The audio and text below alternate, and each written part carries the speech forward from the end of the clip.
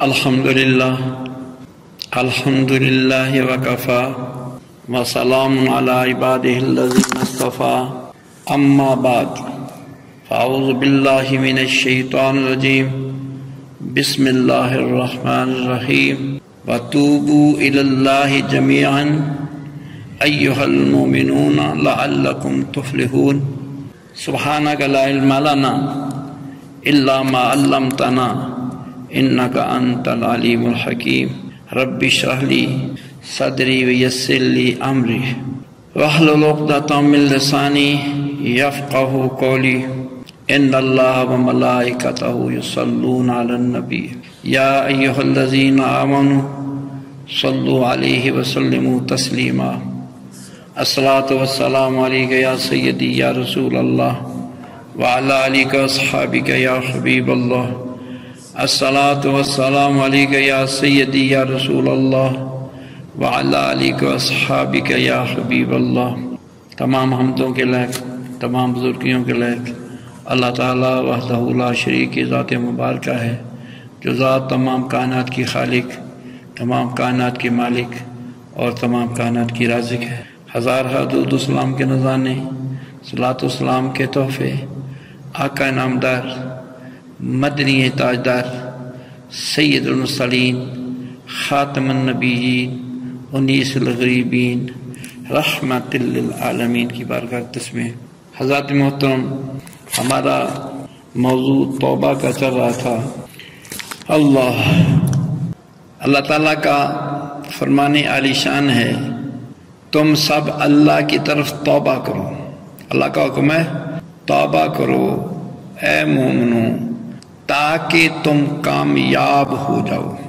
اللہ کی بارگاہ میں کامیابی کے لیے توبہ کا ہونا ضروری ہے، اور فرمایا التائبون العابدون الحامدون السائحون الراکعون الساجدون الآمرون بالمعروف والناہون عن المنکر والحافظون علی حدود اللہ وبشر المؤمنین۔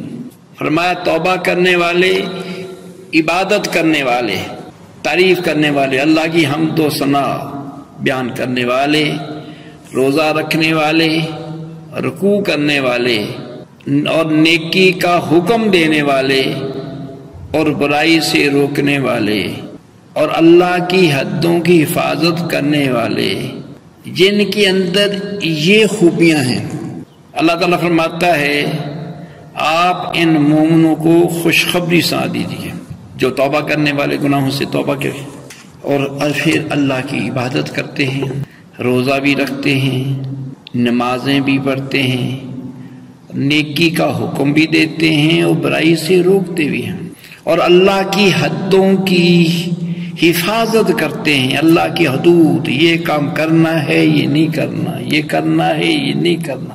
اللہ کی حدود، اس کی حفاظت کرنے والے اللہ تعالیٰ نے ان لوگوں کے لیے یہ اندر کی یہ خصلتیں پائی جاتی ہیں، اللہ تعالیٰ فرماتا ہے ان کو خوشخبری سنا دیجیے۔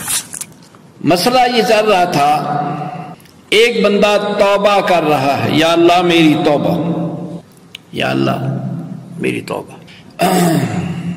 روز 5 تسبیحاں نکالتا ہے، یا اللہ میری توبہ، یا اللہ میری توبہ، اللہ توبہ، استغفر اللہ استغفر اللہ استغفر اللہ۔ اب بات کیا ہے، یہ توبہ کس چیز سے کر رہا ہے؟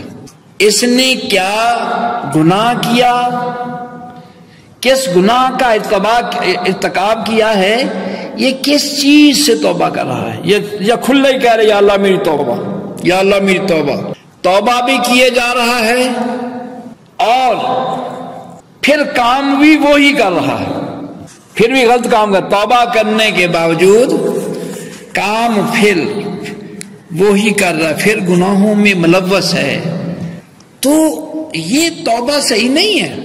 اس کے اندر گناہ کیا پایا جاتا تھا؟ دیکھیں میں نے یہ خامی کی، ایک تو یہ بندہ یہ ہے کہ اس نے ایک دفعہ گناہ کیا، پھر وہ پشیمان ہوا، اللہ کی بارگاہ میں رجوع آیا، توبہ کر، اللہ یا اللہ میری توبہ مجھے معاف فرما دے، میں گناہگار، میں خطا کار، رو رہا ہے، آنسو بہا رہا ہے، میں اللہ کی بارگاہ میں کیا جواب دوں گا؟ ایک تو اس نے ایک گناہ کیا، ایک ہے کہ ایک گناہ کرتا ہے وہ کیے جا رہا ہے، ساتھ استغفار کی بھی 5 تسبیحیں نکالے جا رہا ہے. یہ توبہ کیسی؟ اللہ. ایک گناہ ہے ملاوٹ کرنا، کہ توبہ کرنے والا توبہ کرتا ہے یا اللہ میری توبہ، اب میں ملاوٹ نہیں کروں گا. ملاوٹ کرنے والوں کے بھی ایک اپنے عجیب انداز. گندم ہے، گندم میں باریک ہوئی مٹی کے روڑے گندم میں مکس کر دیا، جان بوجھ کر مکس کیا نا. گندم تھی 1 من، یہ 1 من 5 کلو ہوگی، 5 کلو مٹی ملائی نا. یہ بوسا ہے توڑی، جس کو توڑی کا گٹھا بنایا، اس میں مٹی شامل کر دی. ہوتا ہے، کرتے ہیں یہ بڑے بڑے دانا لوگ، بڑے عقل مند اپنے آپ کو سمجھتے ہیں، کرتے ہیں ملاوٹ کی. آقا علیہ السلام نے فرمایا من غش فلیس منا. دودھ ہے اس میں ملاوٹ کی. ایسے ہی گھی ہے، کوکنگ آئل ہے، اس میں ملاوٹ کی کر رہا ہے. توبہ بھی کیے جا رہا ہے، نمازیں بھی پڑھ رہا ہے، تہجد بھی پڑھ رہا ہے، ساتھ وہ بھی کام کیے جا رہا ہے. یا اللہ میری توبہ، یا اللہ قاضی توبہ ہے تو جیسا تھا ویسا ہی ہے. توبہ کے بارے میں نے بیان کیا تھا توبہ کی شرائط. توبہ کی شرائط میں ہے جو اس نے گناہ کیا اس پر شرمندہ ہو، پشیمان ہو، شرمندہ ہو، پھر آئندہ وہ گناہ نہ کرنے کا مکمل ارادہ، مسمى ارادہ. یا اللہ میری توبہ، آئندہ زندگی میں یہ کام نہیں کروں گا. پاکستان میں ماشاءاللہ کیا بات، بڑے بڑے ہم سمجھداری، جاپان والے سمجھداری اس چیز کی کہ اعلیٰ چیز بناتے ہیں. اعلیٰ چیز جو جاپان کی میڈ ان جاپان ہے، وہ بندہ آنکھ بند کر کے لے لے، اس کو دھوکے کی امید ہے نہیں، یہ جاپان کی. لیکن جب پاکستان کی بنی ہوئی ہے پھر کوئی امید نہیں کہ یہ اس پر اعتماد، پاکستانی پر اعتماد کیا جا سکے. پاکستانیوں کے ویزے بھی آج کل رکاوٹ ہوئی ہے. پہلے 7 سال کے ویزے لگتے تھے، ویزے لگتے، پاکستانیوں کے ویزوں پر پابندی ہے. ایسی حرکتیں کرتے ہیں نا، ویزا لیا کسی اور کام کے لیے، وہاں جا کر مانگ رہا ہے، گداگر بنا ہوا ہے. بہرحال اب کیا ہے، ایک گناہ ہے ذخیرہ اندوزی. عجب بات ہے، یہ پورا سال ایسے نہیں ہوتا، یہ صرف رمضان کے موقع پر ذخیرہ اندوزی ہوتی ہے. پیچھے سے جو پھل آ رہا تھا، سیب آ رہا تھا، کیلا آ رہا تھا، کنو آ رہا تھا، پیچھے روک لیا گیا. اب سیب 200 روپے کلو ہے، رمضان میں 500 روپے کا بیچیں گے. ذخیرہ اندوزی، ہاں، کس لیے کہ رمضان میں چل جاتا ہے، بک جاتا ہے. ذخیرہ اندوزی. اب منڈیوں میں سامان شارٹ ہو گیا ہے، شارٹ ہونے کی وجہ سے اب بھی قیمت ان کی چڑھ. یہ شارٹ کیوں ہوا ہے؟ ابھی وہ بزنس مین اپنا چھرا تیز کر رہے ہیں تاکہ روزے داروں کو ذبح کرنا ہے. ہاں، لوگ سحریاں کریں گے، افطاریاں کریں گے، کرائیں گے. جس نے افطاری کرانی ہے وہ 200 والی چیز 500 بھی ملے گی، وہ لے گا. ذخیرہ اندوزی. اللہ تعالیٰ معاف فرمائے.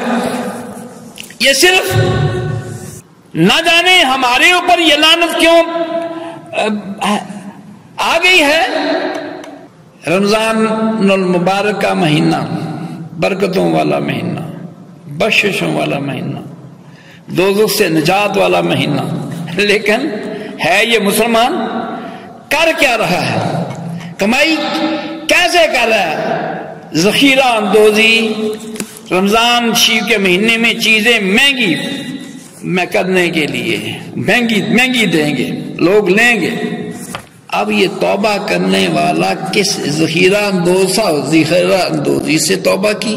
ملاوٹ کرتا تھا، ملاوٹ سے توبہ کی، زانی تھا، زنا سے توبہ کی، گانے گاتا تھا، گانے سنتا تھا، اس سے توبہ کی، لوگوں کا حق مارتا تھا، اس کی توبہ کی، کس سے توبہ کی؟ ہم نے بچپن میں دیکھا دودھ دینے والے پیمانہ دودھ کا کلو کی گڑوی، اس کے نیچے نا گڑوی کے نیچے مار کے نا بٹا چپ ڈال دیا نا. اب گڑوی تو کلو کی ہے، آدھ پاؤ دودھ اب کم آئے گا، لیکن اتوں گے پر کے دے گیا یہ ہیرا پھیری. بندے کا اللہ پر توکل ختم ہو گیا، اللہ پر بھروسہ ختم ہو گیا. پتہ ہے روزی دینے والا میرا رب ہے، جو روزی اس نے دینی ہے وہ چھت پاڑ کر دے گا، جو نہیں دینی ملنا وہی ہے جو تیری قسمت میں ہے. حضرت عیسیٰ علیہ السلام ایک قبرستان میں سے گزرے نا، اللہ تعالیٰ نے اپنے نبیوں کو بصیرت عطا فرمائی، تو آپ نے ایک مردے کو آواز دی تو اللہ تعالیٰ نے اسے زندہ کر دیا. عیسیٰ علیہ السلام نے ایک مردے کو آواز دی، اللہ تعالیٰ نے اس مردے کو زندہ فرما دیا. تو آپ نے پوچھا تو کون ہے؟ اس نے کہا میں ایک بارکش تھا، بوجھ اٹھان والا، لکڑیاں چک کے وہی مزدوری لئی دوسری جگہ، اس کی مزدوری لیتا. اتنے دنوں میں صرف ایک دن کسی کی لکڑیاں اٹھا کر وہ گیا ایک جگہ سے دوسری جگہ، تو کہنے لگا کہ میں نے اس لکڑیوں میں سے اتنا سا تنکا اتارا تاکہ میں دانتوں کا خلال کر لوں. کتنا سارا خلال کرنے کے لیے اتنا سا تنکا اتارا. تو کہنے لگا تو جب سے میں فوت ہوا ہوں مسلسل اسی کا مطالبہ ہو رہا ہے جو تو تنکا اس کے لکڑیوں سے تنکا لیا تھا خلال کرنے کے لیے وہ واپس کر. اسی کا سوال ہو رہا ہے. حضرت عبد الرحمن بن زید رحمت اللہ علیہ کا ایک غلام تھا کہ اس نے چند سال آپ کی خدمت کی اور 40 سال عبادت میں مصروف رہا. چند سال خدمت کی تھی، پھر 40 سال عبادت میں مصروف رہا. شروع میں وہ غلے کی پیمائش کیا کرتا تھا. اب تو نا کلو دو بٹا 2 کلو بٹا، پہلے ایسے ٹاپا ہوتا تھا، ایسے من کر جیسے دودھ ملتے ایسے وہ پیمانہ تھا. تو کیا ہے کہ وہ گلے کی پیمائش کرتا تھا. مرنے کے بعد کسی نے اسے خواب میں دیکھا، پوچھا اللہ تعالیٰ نے تمہارے ساتھ کیا سلوک کیا ہے؟ 40 سال عبادت گزارے، 40 سال عبادت نہیں گزاری. جواب دیا اللہ نے اچھا سلوک کیا میرے ساتھ، اچھا سلوک، لیکن مجھے جنت سے روک دیا گیا. 40 سال عبادت کیا، مجھے جنت سے روک دیا گیا. فرمایا کہنے لگا کہ جو میرا پیمانہ تھا نا اس کے اوپر کچھ مٹی گرد لگی تھی نا، اندر کو مٹی لگی تھی نا، وہ پیمائش کرتے اتنا گلہ کم ہو جائے گا نا. ہمارے نزدیک تو کچھ بھی نہیں نا، ہمارے نزدیک اتنا کوئی فرق پڑتا نہیں.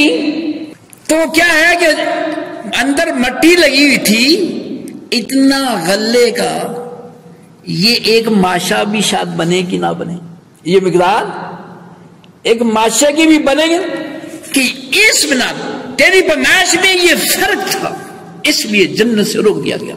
سبزی والا اپنی سبزی کے اوپر جگ بھر کر پھر چھٹا لگاتا ہے نا، پھر چھٹا لگاتا ہے، اس کے جو جس میں سبزی ڈالتا ہے اس میں بھی پانی ہے. اب کیا ہوگا جو کلو وہ تولے گا سبزی، کوئی 1 اشتاق 2 اشتاق وزن کم ہوگا، وہ اس کی پرواہ نہیں کرتا. وہ پیمانے کے ساتھ جس سے وہ پیمائش کرتا تھا تھوڑی سی گرد لگی ہوئی تھی، اس بنا پر کیا ہوا، اس کو جنت سے، حالانکہ 40 سال عبادت کی اور اللہ کے ولی کی خدمت میں بھی رہا، اتنے سے اس کو جنت سے روک دیا گیا۔ اب بات یہ ہماری چل رہی ہے کہ توبہ کی ہے، توبہ کی شرائط ہیں کہ وہ اس کام سے باز آ جائے، اس کام سے جس سے توبہ کی ہے، ایک ہے کہ مکمل توبہ، ہر قسم کے گناہوں سے توبہ، ایک ہے باقی ہے بس ایک گناہ سے اس نے توبہ کی ہے، باقی گناہ چل رہے ہیں۔ خالص توبہ یہ ہے اللہ کی ہر نافرمانی سے، ہر حکم عدولی سے باز آ جائے، توبہ کر لے۔ اب اپنی آنکھوں سے فلمیں دیکھتا تھا، ان آنکھوں سے اللہ نے فلمیں دیکھنے کے لیے آنکھیں نہیں دی، غیر محرم عورتوں کو اس سے دیکھا کرتا تھا، کم عمر کے لڑکے بے ریش جن کی ابھی داڑھی نہیں آئی، وہاں بھی بعض گمراہی کے شکار ہوتے ہیں، قوم لوط کے کیا رنگ میں ان کا بچڑتا ہے، ان آنکھوں سے وہ بد بھی نہیں کرتا تھا۔ اب کیا ہے، وہ توبہ کی، اس نے آنکھوں سے جو بدبینی کرتا تھا، توبہ کی، آئندہ اپنی آنکھوں کی حفاظت کرتا ہے۔ اب کیا ان آنکھوں سے زیادہ نیکی کا کام کرے، نیکی کا کام کرے، اللہ کی رضا کے لیے اس کو استعمال کرے۔ کانوں سے گانے سنا کرتا تھا، غیبتیں سنا کرتا تھا، چغلیاں سنا کرتا تھا، اب کانوں توبہ کی، اب یا اللہ میں کسی کی غیبت چغلیاں نہیں سنوں گا، توبہ کر لی۔ اب وہ اس برائی کی طرف کان نہیں دھرتا، اب زیادہ اس سے نیکی کی باتیں سنتا ہے، اللہ کا ذکر سنتا ہے، یہ ہے توبہ۔ توبہ کر کے پرہیزگاری اختیار کرے۔ جب بندہ توبہ کرتا ہے تو پرہیزگاری اختیار کرتا ہے، تو فرمایا جب تک انسان اپنے اوپر 10 چیزیں فرض اور لازم نہ جانے تو پرہیزگاری مکمل ہوتی، اس کے اوپر 10 چیزیں اپنے اوپر لازم کر لے۔ اگر وہ چیزیں اس کے اوپر 10 چیزیں نہیں ہیں تو اس کے اوپر وہ پرہیزگار پرہیزگار ہو سکتا نہیں۔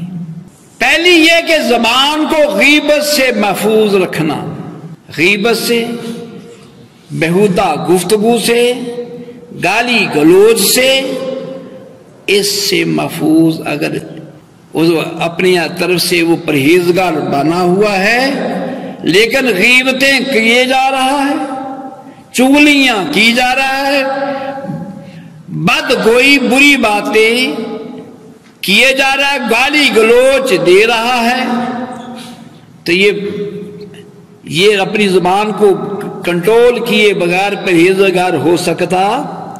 فرمایا وَلَا يَغْتَبْ بَعْضُكُمْ بَعْضًا، اور تم میں سے بعض کی غیبت نہ کریں۔ دوسری بات کیا ہے، برے گمان سے بچنا، کسی پر برا گمان کیا ہے۔ فرمایا اجتنبوا کثیرا من الظن ان بعض الظن اسم، اکثر گمان سے پرہیز کرو کیونکہ بعض گمان گناہ ہے۔ اپنے برے گمان، لوگوں پر برے گمان سے پرہیز کیا جائے۔ تیسری بات یہ ہے مذاق کرنے سے اجتناب کرو۔ ہمارے گاؤں میں، علاقے میں، محلے میں ایک بچہ تھا، اس کا قد چھوٹا تھا، جو بھی اس کے پاس سے گزرا اس کو بونا سمجھ کے اس کو مذاق کرتا ہے۔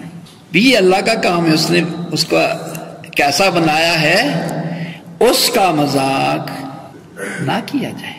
ایک قوم دوسری قوم کا مذاق نہ کرے۔ آگے فرمایا چوتھی چیز غیر محرم عورتوں سے آنکھیں بند کرنا۔ بس شادی تو ہے، اس وقت شادیاں جو ہیں، شادیاں نمائش، عورتوں کی نمائش، عورتوں کی نمائش ہوتی ہے، جو پردہ کرتی بھی ہے اس دن اس نے اپنا پردہ اتار کر جانا ہے تاکہ نمائش والوں کیمرے میں خوب بن ٹھان کر سب دیکھے نمائش۔ اللہ تعالیٰ محفوظ فرمائے اپنی نگاہیں، اس کی حفاظت۔ اگر اس کو حیا نہیں تو اپنی آنکھیں بچا کر رکھ۔ ہر بندہ عمل کرنے والا اپنے عمل کا خود ذمہ دار ہے۔ فرمایا پانچویں بات یہ ہے پرہیزگاری میں، وَإِذَا قُلْتُمْ فَعْدِلُوا، جب بات کرو تو انصاف سے کرو، سچی بات کرو۔ یہ ہماری عدالت جو ہے، کیری عدالت جو مال کے اوپر ہے، ہائی کورٹ کے اوپر لکھا ہے اعدلوا هو اقرب للتقوی، عدل کرو، یہ تقوی ہے۔ لیکن سب سے بڑی ناانصافیاں عدالتوں میں ہیں۔ اوپر کیا لکھا ہے؟ انصاف اب تیرے ہاتھ میں ہے، تو اللہ کی بارگاہ میں جواب دینا ہے تو کیا ہے؟ جب بات کرے تو انصاف۔ ایک نا بات کی تو کہنا فلانے دی سائڈ لے لی نا، بات کرتا یہ محموزات بھائی ہے، وہ دوسرا ہے، یہ اس کے ساتھ تعلق ہے، اس کو انصاف کے لیے بٹھایا گیا، اس نے سائڈ لی، صحیح انصاف نہ کیا۔ بے شک تیرا سکا بھائی ہے تو انصاف کی کرسی پر بیٹھا ہے تو انصاف کر، یہ ہے پرہیزگاری۔ پھر فرمایا چھٹی چیز جو ہے اپنے اوپر اللہ کے احسانات کی قدر کرے۔ اللہ تعالیٰ نے جو تیرے اوپر احسانات کیے ہیں اس کی قدر کر۔ یہ نہیں تجھے اللہ نے صحت دی ہے، جوانی دی ہے، تو چھاتی چوڑی کر کے چھاتی تان کا چلے کہ ہے میرا کوئی مقابلہ کرنے والا، تو جانتا نہیں مینوں۔ اللہ نے تیرے اوپر احسان فرمایا ہے، تجھے صحت و تندرستی دی ہے، یہ اپنے اوپر مان نہ کر کہ میں طاقتور ہوں، یا اللہ کا احسان یاد کر، اللہ نے میرے اوپر کرم فرمایا ہے اور صحت و تندرستی عطا فرمائی ہے، صحت دی ہے۔ یہ تیرا کمال نہیں ہے، یہ اللہ کا تیرے اوپر احسان ہے کہ تو صحت مند ہے۔ فرمایا کہ اللہ کا احسان مان تاکہ تیرے اندر غرور پیدا نہ ہو۔ آتا ہے کسی کے اندر مال کی کثرت ہے، وہ مال زیادہ ہونے کی وجہ سے مغرور ہے، کسی کے پاس عہدہ زیادہ ہے، اس عہدے کی بنا پر مغرور ہے کہ میں یہ ہوں۔ وہ کہیں مینیجر لگا ہے، ڈائریکٹر لگا ہوا ہے، ایم پی اے ہے، ایم این اے ہے، وزیر اعلیٰ ہے، وزیر اعظم ہے، وہ اس پر مغرور ہو کہ میں وزیر اعظم، پتہ نہیں میں کون ہوں، میں جانتا نہیں۔ کہ اللہ کا احسان جانے، یہ میرے اوپر اللہ کا کرم ہے، میرا اپنا کمال نہیں۔ اب اس اللہ کے احسان کی قدر کرتے ہوئے ناانصافی، کسی کا حق مارنا، کسی پر ظلم و ستم کرنا، کسی پر اپنا جو ہے فوقیت ظاہر کرنا، اس سے گریز کرے کہ میرے اندر کمال نہیں، یہ اللہ تعالیٰ کی عطا ہے۔ فرمایا تاکہ تیرے اندر غرور پیدا نہ ہو۔ فرمایا والذین اذا انفقوا لم یسرفوا ولم یقتروا، کہ جب خرچ کرتے ہیں بیجا خرچ ہے نا، شادی ہو رہی ہے تو لاڑے دے اتوں نہیں انج دتھی انج سٹی جا رہی ہے نا، ہوتا کہ نہیں ہوتا؟ ہاں، بڑا ہی طور وکھا رہا ہے فلانے نے تو کاپیاں دیا کاپیاں لٹاتیاں نا، ہاں بیجا انج کر کے پوری کاپی انج نا بیجا۔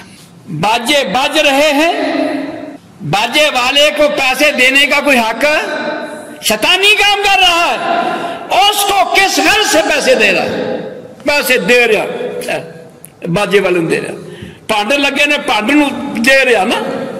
فرمایا بے جا خرچ نہ کر، شادی کے موقع پر بڑا ہی یہ کام ہوتا ہے، اور نہ کمی کر، جہاں تیرا پیسے خرچ کرنے کا حق ہے، جہاں خرچ کرنے کا حق ہے وہاں نہیں کر رہا، جہاں خرچ نہیں کرنے چاہیے وہاں بے جا خرچ کر رہا ہے، پیسے لٹانا۔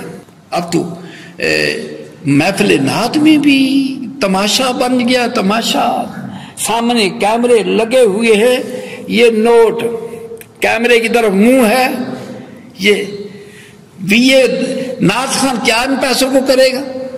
یہ نوٹ، اگر کیمرہ نہ ہو تو پھر اتنے نہیں دے گا، کیمرہ لگا ہوا ہے، ریکارڈ قائم ہو گیا، فلانا بڑے پیسے ناز خان نے لٹائے نا، یہ بے جا۔